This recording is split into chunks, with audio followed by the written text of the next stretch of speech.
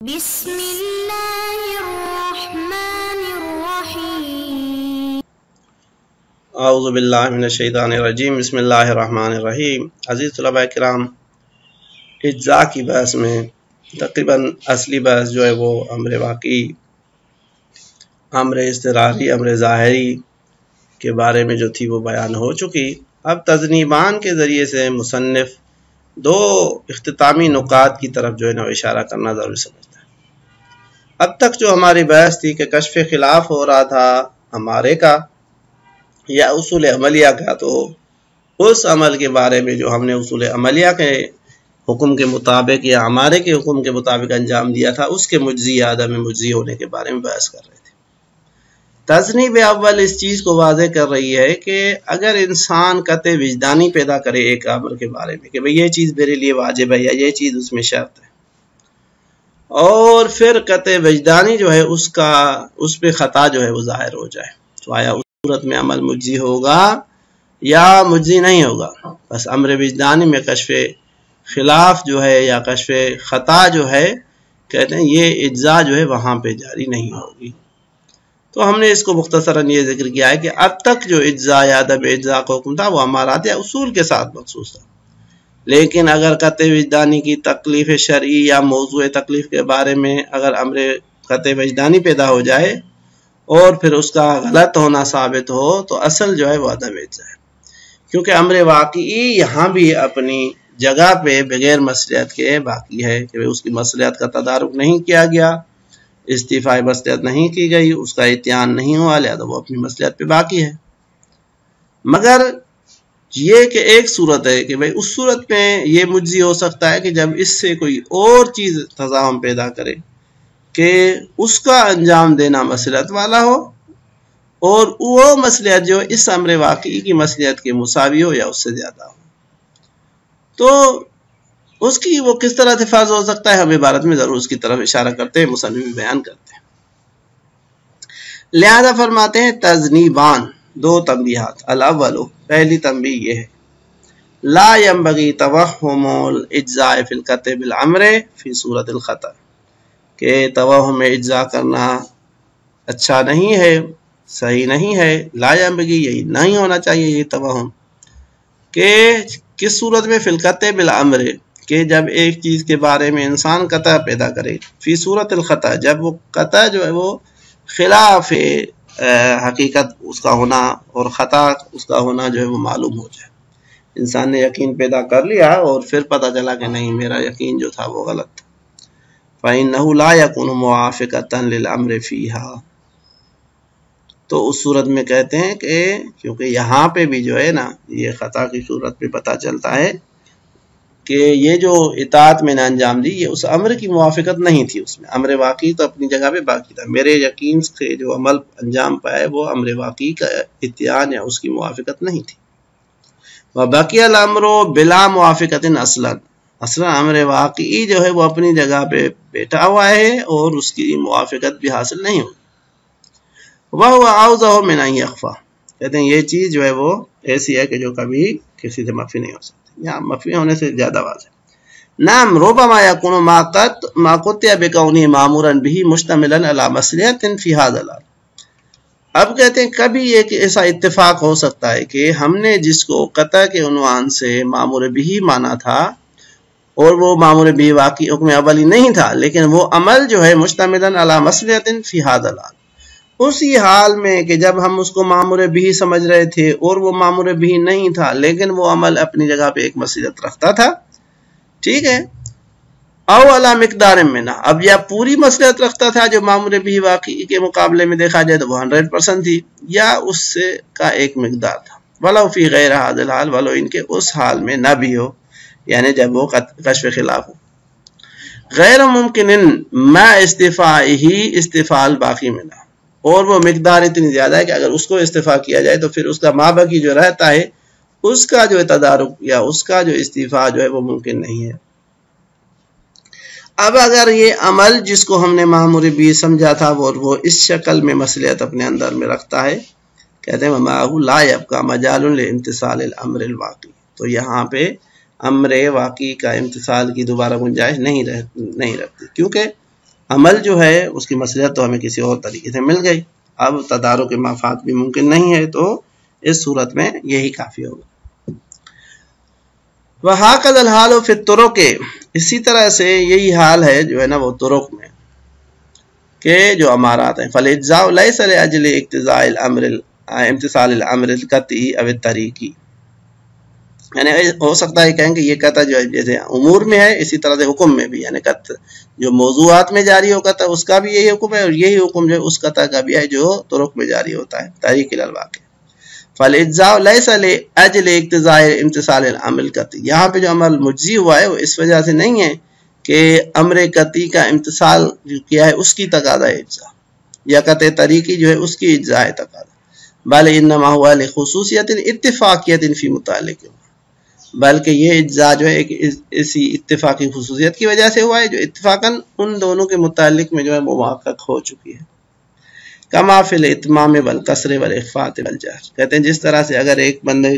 کا فریضہ یہ تھا کہ وہ قصر نماز پڑھے، اس نے اتمامی نماز پڑھ لی تو اس صورت میں وہ اس کے لیے کافی ہو جائے گی، یا اخفاء اور جہر کے صورت میں اگر ایک کو پڑھے تو دوسری بھی جو وہ مصلحت دار ہوتی ہے تو اس کا تدارک وہ کرتی ہے۔ تو ان دو مورد میں کہتے ہیں اگر مخالفت بھی ہو جائے حکم واقعی تو عمل جو ہے وہ مجزی ہو جاتا ہے۔ اب اس کے بعد جو دوسری تنبیہ ہے وہ ہے اشکال اور اس کا جواب۔ ہم مختصر طور پہ اشکال کو ذکر کرتے ہیں، پھر اس کے بعد جو ہے وہ اس کے جواب کی طرف جو اشارہ کرتے ہیں۔ کہتے ہیں بعض اصول میں اشکال کرنے والے کا یہ اشکال ہے کہ بھئی بعض اصول میں جب آپ اجزاء کے قائل ہوتے ہیں تو یہ تو وہ تصویب ہے جس کے اہل سنت قائل ہیں۔ سب سے پہلے تو اس کو سمجھنے کے لیے ہم اس کو بیان کریں کہ تصویب جو ہے وہ اہل سنت کے نزدیک یہ ہے کہ بھئی عند الواقع کوئی حکم واقعی ہے ہی نہیں کہ جو واقع میں لکھا ہوا ہو کسی بھی فعل کے بارے میں، ہر وہ چیز کے مجتہد جس تک پہنچتا ہے وہی حکم واقعی ہو جاتا ہے جو ہے مکلف کے لیے، بس عند الواقع کوئی حکم نہیں ہے، مکلف جس جگہ پہ مجتہد جس حکم کے اوپر پہنچتا ہے وہی حکم واقعی ہے، وہی مجزی ہے جو ہے نا وہ مکلف کے لیے۔ تو اب اشکال کرنے والوں نے اشکال کیا ہے کہ بھئی آپ جب بعد اصول میں اجزاء کے قائل ہوتے ہیں تو حقیقت میں آپ اسی تصویب کے قائل ہوتے ہیں کہ بھئی یہاں پہ جو چیز امارات نے کہی وہی جو ہے نا وہ کافی ہے، وہی عمل مجزی ہے، یا جو چیز اصول نے ثابت کی وہی عمل مجزی ہے، تو آپ تو جو ہے نا وہ تصویب کے قائل ہوئے کیونکہ آپ نے حکم واقعی کو چھوڑ دیا۔ تو مصنف اس کا جواب یہ دیتے ہیں کہ بھئی ہمارے مورد میں اور تصویب میں فرق ہے، کیونکہ تصویب میں اصلا کوئی حکم ہوتا ہی نہیں ہے بلکہ حکم واقعی وہی ہوتا ہے جس کو جو ہے مجتہد اختیار کرے، جبکہ معنی نفی میں حکم واقعی ہوتا ہے، انشاء کے حد تک اقتضاء کے حد تک ہوتا ہے، فقط یہ ہے اس کے دیگر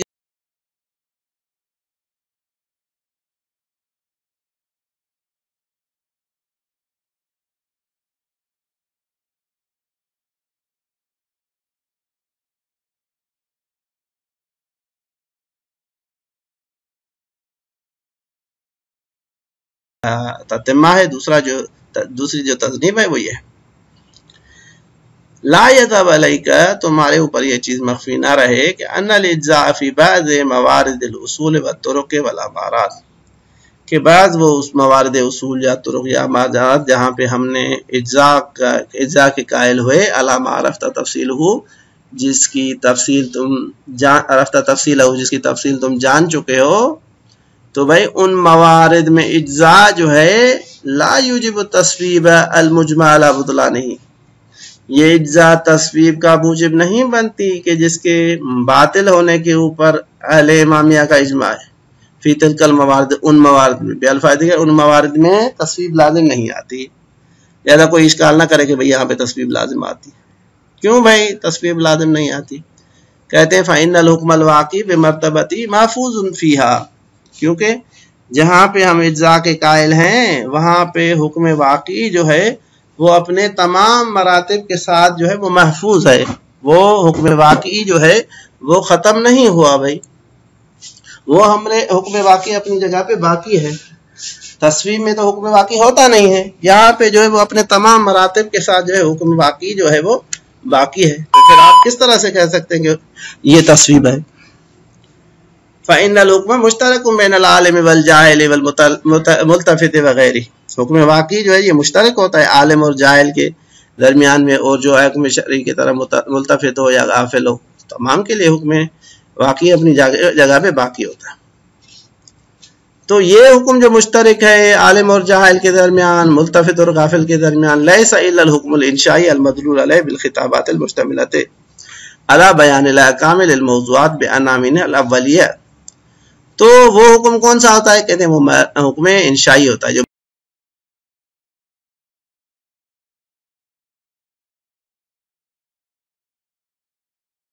اوپر دلیل ہوتے ہیں۔ وہ خطابات شریعہ جو المشتملۃ علی بیان الاحکام للموضوعات، کہ وہ خطابات شریعہ موضوعات کے لیے احکام کو بیان کرتے ہیں، بعناوین الاولیہ، ان کے عناوین اولیہ کی بنیاد پہ، بحسب ما یکون فیہا من المقتضیات، ان مقتضیات کے مطابق وہ انشاء حکم جو ہے صورت پیدا کرتا ہے کہ جو ان میں ہوتی ہیں، بعض چیزیں ان موضوعات میں ہوتی ہیں جو سبب بنتی ہیں کہ ان کے لیے ایک حکم صادر ہو جائے۔ وَهُوَ ثَابِتٌ فِي تِلْكَ الْمَوَارِدِ، یہ جو جہاں پہ آپ کہتے ہیں کہ اجزاء تصویب کا سبب بنتا ہے، انہی موارد میں وہ احکام بھی ثابت ہیں، ان کے مقتضیات بھی شامل ہیں، حکم انشائی بھی جو ہے وہ ثابت ہے۔ کسائر موارد الامارات، جس طرح سے دیگر موارد امارات ہیں جہاں پہ ہم اجزاء کے قائل نہیں ہیں یا وہاں پہ مسئلہ اجزاء نہیں ہے، وہاں پہ جس طرح سے حکم موجود ہوتا ہے ہمارا انشاء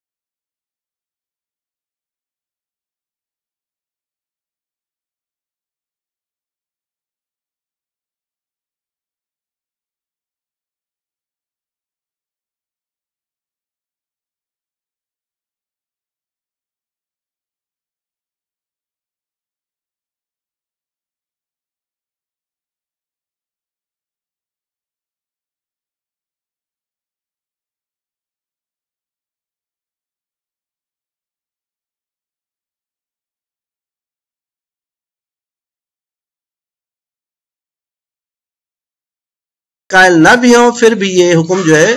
ان میں منفی ہے۔ فلا فرق بین الاجزاء و عدمی، اب یہاں پہ ایک سوال پیدا ہوتا ہے تو پھر اس بنیاد پہ اجزاء اور عدم اجزاء کے درمیان میں کیا فرق ہے؟ تو مصنف کہتے ہیں کہ اس بنیاد پہ اجزاء و عدم اجزاء میں سوائے سقوط تکلیف کے کوئی اور جو ہے نا وہ فرق نہیں ہے، کہ بھئی امر ساقط ہو جاتا ہے تو انسان عقاب سے بچ جاتا ہے، اور اگر امر ساقط نہ ہو تو عقاب اپنی جگہ پہ باقی رہتا ہے۔ لہذا کہتے ہیں الا فی سقوط تکلیف بالواقع، کہ بھئی وہ جو تکلیف بالواقع تھی یا واقعی تکلیف تھی وہ ساقط ہو جاتی ہے بموافقت الامر ظاہری، امر ظاہری کی موافقت کرنے کی وجہ سے۔ وعدم سقوط بعد انکشاف عدم الاصابہ، اور جب یہ کشف ہوا کہ بھئی واقع تک نہیں پہنچ سکے تو وہ امر جو ہے وہ اپنی جگہ پہ باقی ہوتا ہے، تکلیف ساقط نہیں ہوتی۔ وسقوط التکلیف بحصول غرضی، اب یہ سقوط تکلیف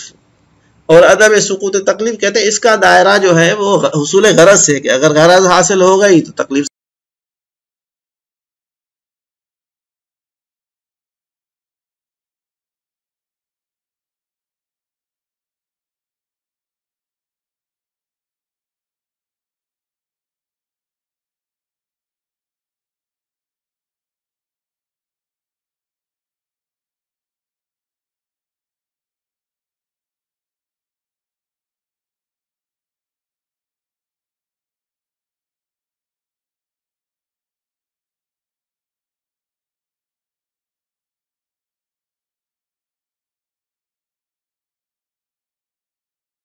بھائی وہ تصویب کون سی ہے؟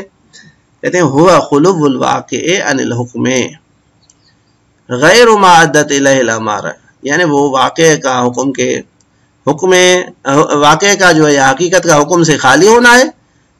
امارہ جس چیز کی طرف رہنمائی کرتا ہے اس کے علاوہ میں، یعنی بے الفاظ دیگر معدہ یا امارہ کے علاوہ کوئی اور حکم واقعی ہے ہی نہیں، واقع میں کوئی حکم پایا ہی نہیں جاتا، اس کو کہتے ہیں تصویب، وہ تو یہاں ہے ہی۔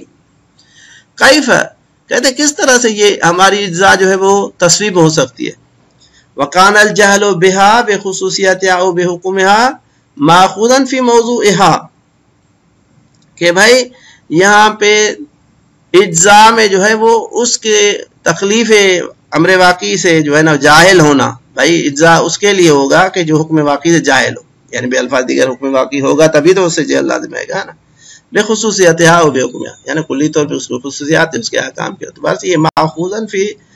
موضوع، یہ اس کے موضوعات میں جو ہے نا اخذ کیا گیا ہے۔ فلا يكون من ان يكون الحكم الواقع بمرتبته فلا بد من ان يكون الحكم الواقع بمرتبته محفوظا فيها. بس ضروری ہے کہ ان موارد میں کہ جہاں پہ ہم اجزاء کے قائل ہیں ان موارد میں حکم واقعی اپنے مرتبے کے ساتھ، البتہ مرتبہ انشاء اور مرتبہ اقتضاء کی حد تک وہ محفوظ ہوتا ہے. کما لا یکفا، جس طرح سے یہ چیز مخفی بھی نہیں ہے. ہاں مرحلہ تنجس تک وہ حکم نہیں پہنچ سکتا کیونکہ ابھی کشف خلاف نہیں ہوا اس کے لیے. تو جب کشف خلاف ہوگا تو اس صورت میں تنجس بھی جو ہے وہ ان کے لیے آ جائے گا، وگرنہ یہی عمل جو ہے ان کے لیے مجزی ہوتا ہے. لہذا اجزاء کا قائل ہونا تصویب کا قائل ہونے کے برخلاف. خلاصہ یہ ہوا کہ بھئی تصویب میں یہ ہے کہ کوئی حکم واقعی ہوتا ہی نہیں ہے، وہی حکم ہے جو ہمارا جس کے اوپر دلالت کرے، جبکہ معنی نفی میں حکم واقعی ہوتا ہے، اس کے مراتب بھی محفوظ ہوتے ہیں، فقط وہ فعل ہی نہیں ہوتا تب تک جب تک کشف خلاف نہ ہو. صلی اللہ علیہ